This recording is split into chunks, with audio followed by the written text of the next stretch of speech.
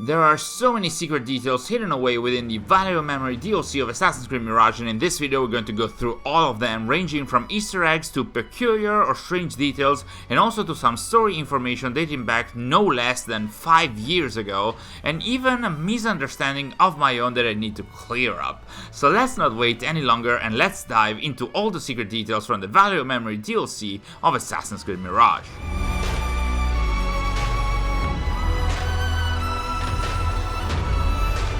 Ah man, I'm so happy to go back to Mirage and Valley of Memory. This DLC has left such a big mark on me. It hit me quite a lot with its ending, but I also had a ton of fun playing it, and it was so well received by the community that in the days subsequent to its release, many fans did find and bring up a number of details that were easy to miss or not make a connection to, especially on our Discord server. You guys are truly amazing. And so today, we're going to have a look at everything that we were able to gather or directly find, and because we're not going to have an analysis on the DLC's story, we're going to slot in some very interesting story references too, which also means a big spoiler warning on the content of the DLC in case you haven't completed it yet. Nehal's cameo. Alright, we can start, and we'll do that with a detail that has made the round, and it is a cameo of sorts by Nehal in the DLC. Now, Nehal within Assassin's Creed Mirage is sort of the personification of the memories of the Isu Loki nestled within Basim, as Basim is one of the Asgardian or Aesir sages that were introduced in Assassin's Creed Valhalla. Within Mirage, Nehal is a personification of Loki's memories that is there to signify the internal conflict that sages always have between their own memory and personality and those of their ancient Isu, ancestor of sorts, and it's a conflict that Basim himself solved by finally accepting the memories of the Isu Loki as part of his own and slowly but surely becoming more and more consumed by them. But within the timeline, Valley of Memory is set before the ending of Mirage's main game, and thus before Basim realizes who Nehal really represents. So she is still around, and thus we can actually see her at the very start of the DLC when Basim and Derwish are leaving Baghdad, which I guess can be interpreted in many ways, like Basim is leaving her behind because he's going on a personal journey, or she stays behind because the team did not want to involve her in the DLC story or whatever, which to me felt weird because it seems to me like the voice actress for Nehal is the same as the voice actress for Hind, but I guess Nehal and the Genie were not considered to be part of this. The Hidden One's insignia at Jabal Ikmah and our Misunderstanding. Jabal Ikmah is one of the locations I was looking forward to the most, both because of the ancient signs and scriptures on the rocks, and because of this concept where Basim is shown next to a rock in the shape of an eagle and with the Hidden One's insignia over it. That concept, coupled with the Hidden One's flag that appeared on the launch trailer for the DLC, got me to hope for some Assassin/Hidden One's lore in this, but there never came to pass, cause the only thing remaining out of all of that, as found by Le Phantom Chicken on our Discord server, is indeed a Hidden One's insignia on the rocks at Jabal Ikmah, but there's nothing to do there, nothing to read. It feels more like there was going to be some content that was later cut, cause I wouldn't consider that like an Easter egg of sorts. Interestingly enough, the rock that is shown in the concept in the shape of an eagle also seems to have been cut or replaced by an awkwardly placed rock of a different color, which means if there were any hidden ones or lore references in there, they have been swiped clean.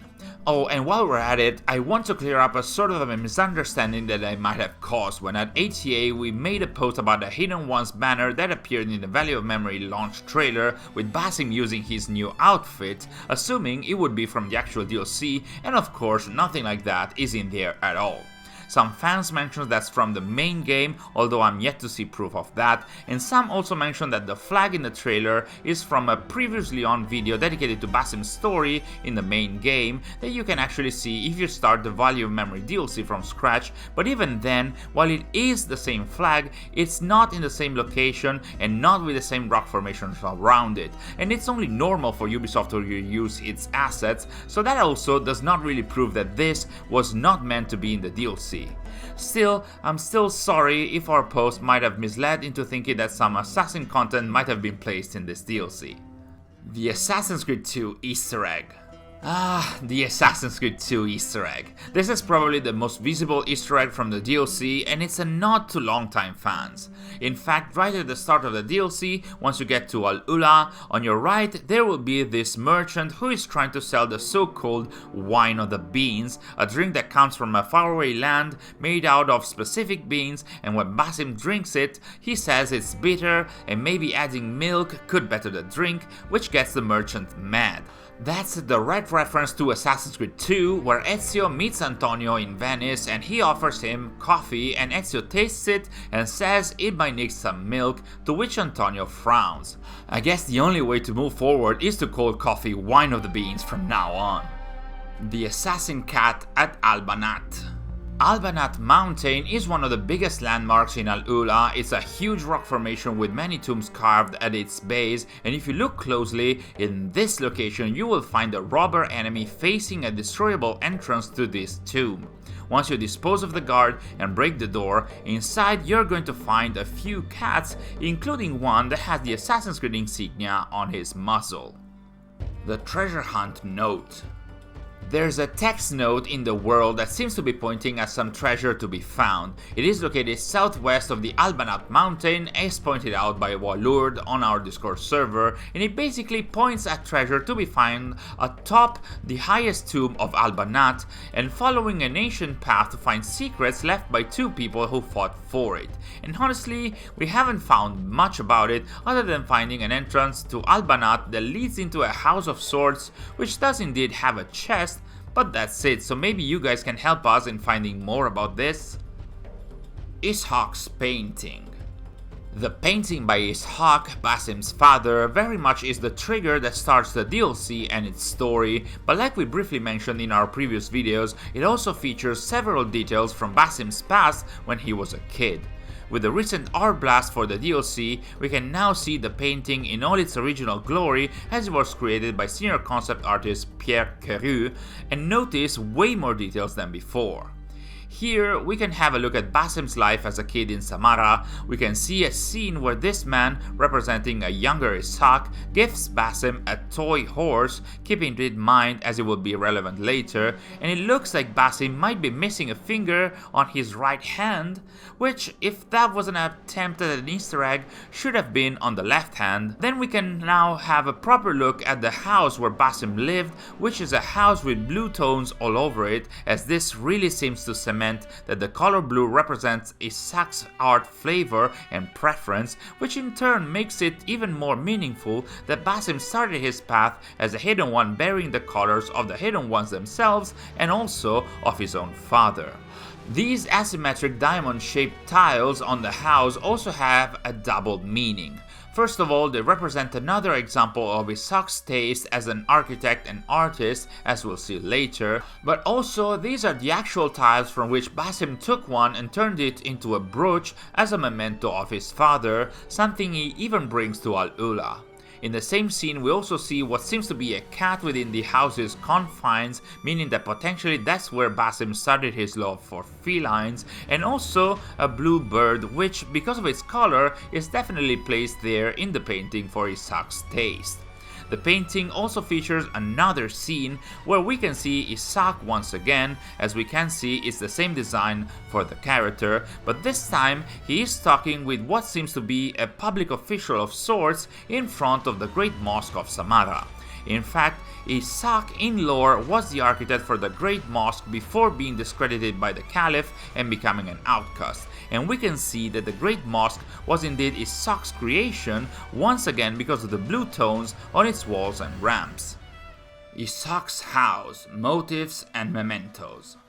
Speaking of Ishaq, his house is a treasure of references both to elements established in Mirage's main game and also to other instances introduced with the DLC. For example, the windows in the front wall are a clear reference to the asymmetrical diamond shape that Ishaq had on the tiles of his original house, possibly as a reverse memento of his son. The same motif can also be found in the internal tiles of the house as referenced by our beloved Memento gallery, making it even more intentional and a more powerful element of environmental storytelling.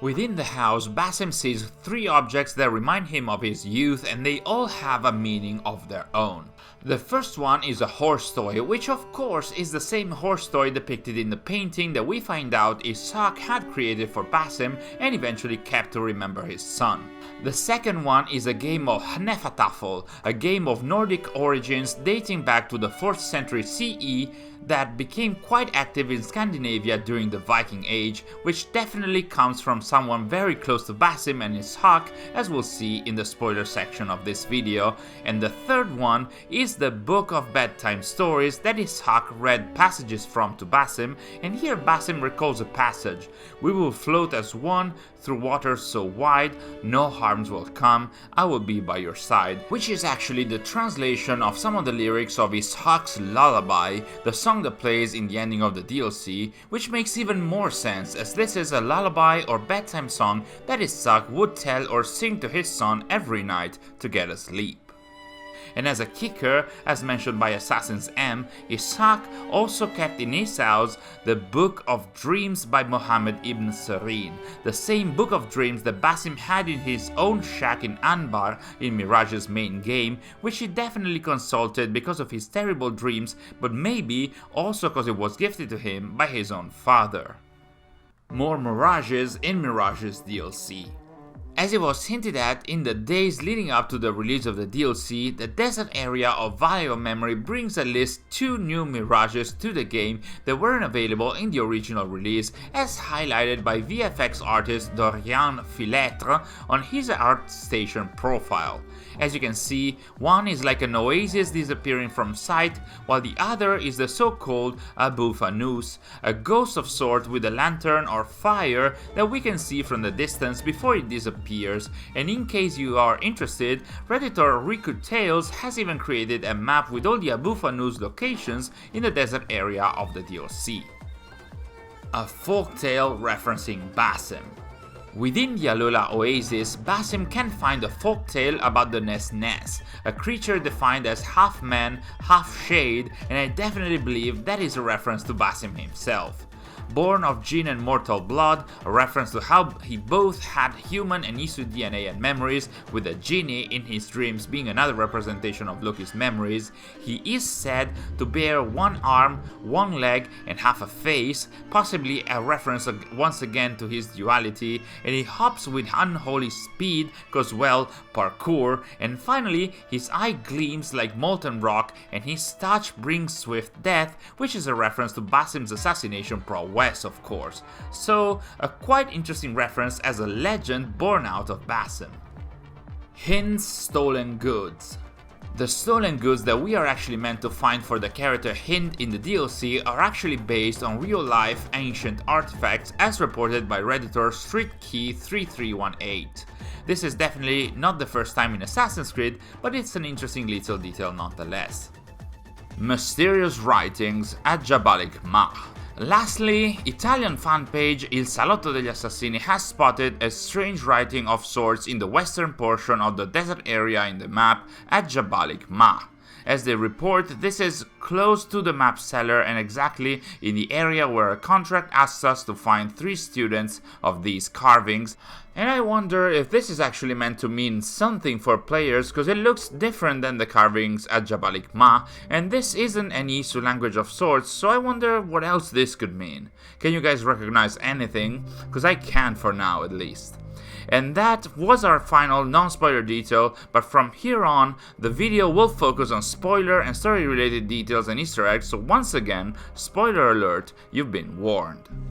The fear of prisons. So the first story related detail that we are mentioning is a line by Basim during his time in the prison of Musa ibn Nusayr fort. Here he mentioned that he feels like he has experienced already the feeling of confinement, the threat of being tortured, as it's from a memory that he can't fully grasp, and that of course is a reference to the ending of Assassin's Creed Mirage, where we find out that Loki was in prison for a long time in an Isu prison located underneath what we currently know as the Alamut Fortress, and thus here it's the memories of Loki within Basim that make him despise prisons and torture, even though he doesn't know why yet, as the DLC is set before the ending of the main game. the Nimlot Al-Ghul connections. At this point, you might know that there's one detail that connects Nimlot, Al-Ghul, and their black box missions, but what if I told you that there are 3? So, as you might know, Nimlot is the villain of the DLC that we get to through a black box mission set in a Roman fort, and at the end of it, he reveals to be the son of Masud al-Yaqub, the first target that Basim assassinates officially as a hidden one, also known as Al-Ghul, through a black box mission set in a caravanserai outside Baghdad. Now, there is an opportunity in the Roman fort for the Nimlot black box mission that is actually a reference to a similar opportunity in the Al-Ghul black box. In fact, in both occasions, Basim can interact with the merchant so as to pose as his servant and eventually enter the inner premises thanks to him. And, in addition to that, in the dialogues with the merchant in the Nimlot mission, Basim says his in a manner of speaking trademark line, in a manner of speaking, which he also pronounced during the black box mission for Al-Ghul. But of course, the coolest and most visible detail concerning this topic is that within the story, we get to know that Nimlot wants to make Basim suffer because he was there when he killed his father. This, of course, is a retroactive info. In the original version of Mirage, you couldn't see Nimlot in the Al-Ghul mission, but now, in order to make it make sense, as reported by the Hidden One, Ubisoft Bordeaux has also added a younger Nimlot in the Al-Ghul mission every time you play, and I recently noticed that even in the previously on video for players that start a new game and dive in the DLC directly, we can see Nimlot in the background, so well played Bordeaux, well played. Ishaq's Lullaby. Ishaq's Lullaby is one of the best, if not the best track of the Valley of Memory soundtrack, but did you know that the lyrics for the song also have a special meaning for Basim and Ishaq? Ubisoft has actually posted the official translation to the song, even though only part of it actually plays in the game, and it has a direct connection to Basim and Ishaq, and it translates as such. Across the stream, a promise was made, a journey together, don't be afraid. We'll float as one, through waters so wide, no harm will come, I'll be by your side. But nature speaks in whispers deep, and secrets are too hard to keep. A tiny sting, a sudden sigh, two friends sink where dreams can't fly. Like I said, these are some beautiful lyrics by Brendan Angelidis and Laith Siddiq, bearing the more heartfelt references to Basim's relationship with his dad, and now Basim will bring his father in his heart even after meeting him for the last time in Al-Ula. Basim's name. Through the DLC, we actually get to know Ishaq's full name, that is Ishaq bin Khalid, which means Ishaq, son of Khalid, and so, as pointed out by Assassin's M on Twitter, Basim's full name should be Basim ibn Ishaq ibn Khalid, which means Smiling One, son of Laughing One, son of Immortal, which is quite ironic and heart-wrenching that such happy and joyful names had complicated lives eventually filled with sorrow and suffering. Basim's mother. This one has drawn the attention of fans, and it's that Basim's mother has a Nordic heritage. In the ending of the DLC, Ishaq gets to talk about her. He sadly doesn't remember her name, but he remembers seeing her in a bazaar. He knows she had been brought there across the sea, and he remembers her blue eyes and that she came from a land far to the north, which he doesn't outright say, but because of the blue eyes, it's fair to assume that we are talking about Northern Europe and Nordic countries, and this is an important piece of information because in one line, it solves the issue about why Basim as an Aesir or Asgardian sage or reborn Isu was born so far from all the other Asgardian sages who were all born in Norway or Northern Europe anyway. As you might remember, these specific type of sage or reborn Isu were different from the other Isu reincarnations, as they were programmed to appear only once, and evidently they were meant to all reappear roughly at the same time and roughly in the same place, which would have been the human Viking Age in Norway and its surroundings. But we did see that Basim was born in Samara, so very far from all the other sages, and now we know that his mother was indeed from the same region as where the other sages was born, but then she met Ishaq supposedly in Samara, and everything changed since. And while we're at it, because we know now that Basim's heritage is Nordic too, and that his mother was from that region, it's much easier to understand why the Hnefatafel game can be found in Ishaq's house. It's likely a game that she brought with her and that Ishaq decided to keep as a memory of her after she died. The references to the Assassin's Creed franchise. In the ending of the DLC, there is a whole dialogue between Basim and Ishaq in their walk up the rock to get close to the tomb that is filled with references to the established lore and locations of the Assassin's Creed franchise. For starters, Ishaq mentions Cordoba and Al-Andalus, and the Andalusia region of Spain was featured in the Assassin's Creed movie. Then he mentioned Al-Ula, which of course is explored in this very DLC, let's not count that amidst the missable details, but then Basim mentions the Dome of the Rock in Jerusalem, that's a reference to Assassin's Creed 1, then Ishaq mentions the Great Pyramids of Egypt, and Basim doubles down on that by wondering about climbing them to the top and looking around, which was one of the selling points for Assassin's Creed Origins. Ishaq even says, truly none have dared such a feat, but someone has. And finally, Basim says that of all the cities, Constantinople is the one that he feels drawn to the most, though he doesn't know why, and that is, sure, a reference to Assassin's Creed Revelations that was set in Constantinople, but also to the fact that it's indeed in Constantinople that Basim is going to meet Sigurd, the reincarnation of the Isu Tyr. He is drawn there by the memories of the Isu Loki, who are already slowly simmering through to Basim, just like the prison one, although at this point it will still take 10-ish years for Basim to actually go to Constantinople with his apprentice Hytham, become the leader of the Constantinople Hidden Ones Bureau, and only then meet Sigurd and finally start his hunt for the reincarnation of the Isu Odin.